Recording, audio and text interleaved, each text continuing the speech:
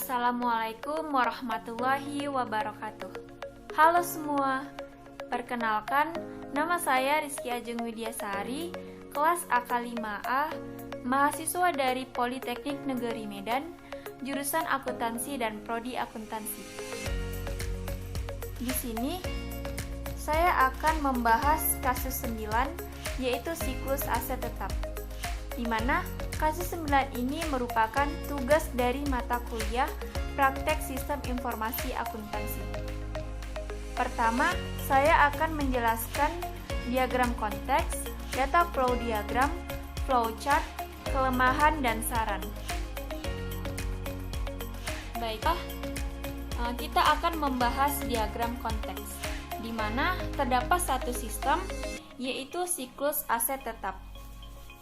Pertama, manajer melakukan permintaan pesanan pembelian aset tetap secara kredit. Kemudian, manajer mengirimkan syarat dan kontrak pembelian kepada pemasok mengenai tukar tambah, tanggal pengiriman, pendanaan, jaminan, dan layanan servis. Setelah kontrak disepakati antara pemasok dan manajer, pemasok akan memberikan notifikasi dan faktur. Kemudian, faktur diteruskan ke Departemen Penerimaan beserta slip pengepakan barang. Setelah itu, Departemen Penerimaan akan membuat laporan penerimaan. Ketika barang beserta fakturnya diterima, laporan penerimaan kemudian diteruskan ke Departemen Utang untuk mentransfer pembayaran yang diperlukan melalui pengeluaran kas. Perusahaan kemudian mentransfer pembayaran yang diperlukan melalui pengeluaran kas. Cek pembayaran kemudian diberikan kepada pemasok, dan pemasok yang akan mencairkan dana tersebut melalui bank. Kemudian, perusahaan akan membukukan cek yang sudah diberikan kepada pemasok. Aset yang sudah dikirim dan diterima oleh Departemen Penerimaan akan diupdate di buku besar. Selanjutnya kita akan membahas di FD level 0. Gambar di FD level 0 ini dari siklus aset tetap menunjukkan 4 aktivitas dasar yang dilakukan dalam siklus aset tetap. Aktivitas pertama yaitu pembelian aset tetap, di mana manajer melakukan permintaan pesanan pembelian aset tetap. Pada bagian manajer terdapat data master aset tetap dan data master pemasok. Data master aset tetap untuk mengetahui barang apa yang sudah dibeli dan apa yang dibutuhkan, dan data master pemasok digunakan untuk memilih pemasok mana yang akan dipilih. Setelah manajer memilih pemasok, kemudian menegosiasikan syarat dan kontrak pesanan pembelian yang dapat mencakup tukar tambah, tanggal pengiriman, pendanaan yang dapat diaplikasikan, jaminan, dan layanan servis. Setelah kontrak disepakati, pemasok akan mengirimkan notifikasi mengenai pengambilan aset. Apakah pemasok yang mengirimkan atau manajer yang akan mengambilnya beserta faktur pembelian? Ternyata pemasok yang akan mengirimkan aset tetap beserta slip pengepakan ke Departemen Penerimaan. Aktivitas kedua yaitu penerimaan aset tetap. Ketika barang yang dibeli sudah diterima oleh Departemen Penerimaan, selanjutnya Departemen Penerimaan akan mengeluarkan laporan penerimaan yang nantinya akan dikirimkan ke Departemen Utang di sistem 4.0 proses pencatatan dan di sistem 3.0 yaitu proses pengeluaran kas. Aktivitas ketiga yaitu proses pengeluaran kas. Setelah aset tetap diterima oleh Departemen Penerimaan, selanjutnya adalah proses pengeluaran kas, di mana perusahaan akan mentransfer pembayaran kepada pemasok. melalui cek, dan cek tersebut akan dicairkan oleh pemasok ke bank.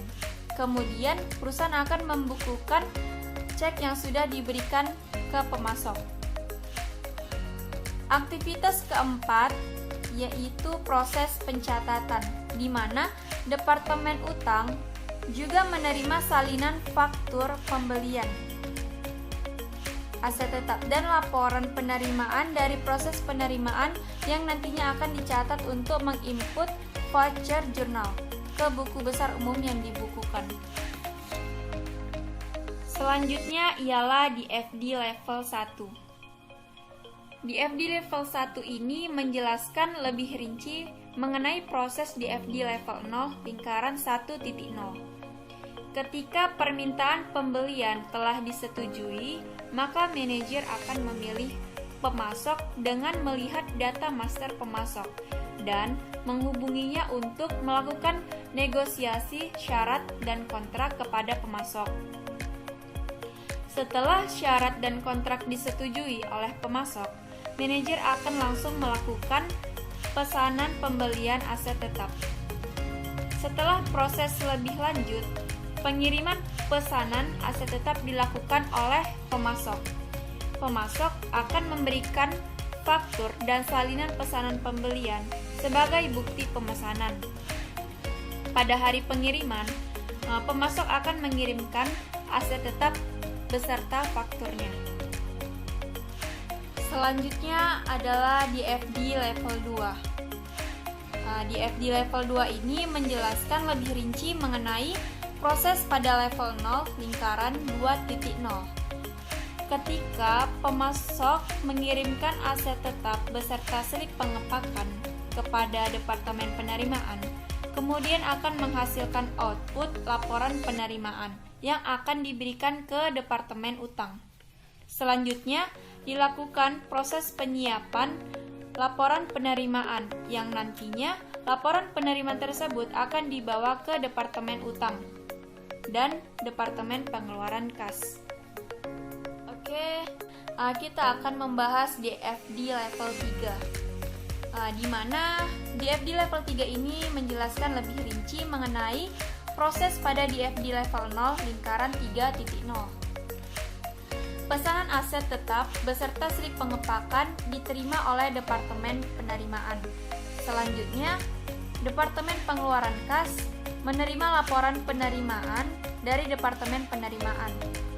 Di pengeluaran kas akan langsung diproses outputnya berupa cek pembayaran untuk pemasok dan voucher jurnal untuk mengupdate buku besar. Oke, terakhir DFD level 4, di mana menjelaskan lebih rinci mengenai proses pada DFD level 0 lingkaran 4.0. Salinan faktur pembelian dan laporan penerimaan yang diterima dari manajer dan Departemen Penerimaan akan diterima oleh Departemen Utang, yang nantinya salinan faktur pembelian dan laporan penerimaan aset tetap tersebut akan dibawa proses berikutnya. Kemudian di 4.2, salinan faktur pembelian dan laporan penerimaan aset tetap tersebut akan langsung dicatat oleh Departemen Utang, yang outputnya akan dihasilkan data biaya aset tetap dan voucher jurnal. Kemudian voucher jurnal akan diupdate di buku besar. Daftar mesin, metode penyusutan, dan umur ekonomis aset tetap digunakan sebagai dasar penilaian kebijakan aset tetap. Bagi mesin baru, dilakukan pendaftaran untuk mengklaim asuransi yang kemudian diserahkan ke perusahaan asuransi. Bagi mesin lama, dilakukan perhitungan penyusutan yang kemudian mengupdate buku besar. Setelah itu dilakukan proses pemeliharaan mesin lama dengan cara menghubungi penyedia layanan servis, yang pembayarannya dilakukan melalui transfer bank. Selanjutnya kita akan membahas flowchart. Dimulai dari manajer menyiapkan pesanan pembelian. Sebelum itu, manajer akan memilih pemasok dengan melihat data master pemasok. Kemudian, muncullah output pesanan pembelian yang akan menegosiasikan syarat dan kontrak kepada pemasok. Setelah kontrak disepakati, pemasok akan membuat faktur dan mengirimkannya ke departemen penerimaan. Kemudian, departemen penerimaan menerima barang dan faktur dari pemasok. Setelah itu, departemen penerimaan membuat laporan penerimaan yang akan dikirimkan ke departemen utang, beserta fakturnya.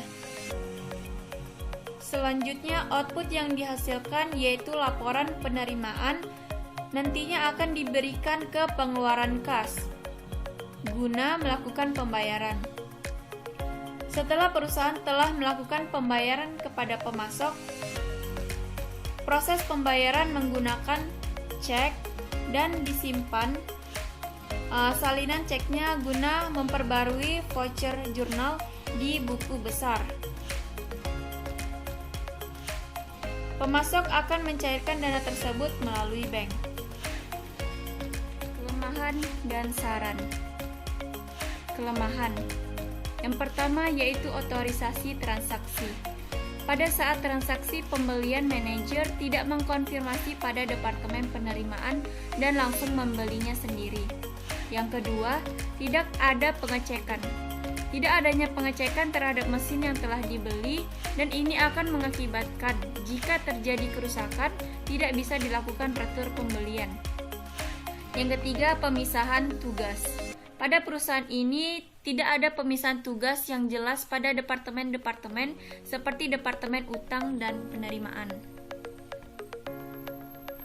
Kemudian sarannya yaitu yang pertama, sebaiknya semua pelepasan aktiva tetap harus diotorisasi dan disetujui secara benar. Aktiva yang telah disusutkan secara penuh harus tetap dipertahankan dalam catatan akuntansi sampai pelepasan diotorisasi dan aktiva tersebut dikeluarkan dari pemakaian. Yang kedua, sebaiknya sebelum membeli mesin baru harus dicek terlebih dahulu agar hal yang tidak diinginkan tidak terjadi.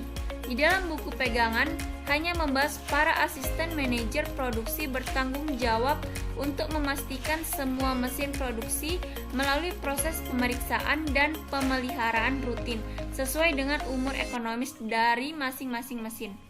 Yang ketiga, pengendalian melalui struktur organisasi, yaitu dengan membuat suatu pembagian tugas yang jelas terpisah untuk masing-masing bagian. Dengan adanya struktur organisasi, ini akan terlihat dengan jelas batasan wewenang serta tanggung jawab dari setiap bagian yang ada pada struktur organisasi. Terima kasih kepada semuanya yang telah bersedia mendengarkan diagram konteks di FD level 0 sampai di FD level 4, flowchart, kelemahan, dan sarannya. Semoga ini sangat bermanfaat dan membantu untuk kalian semua. Terima kasih.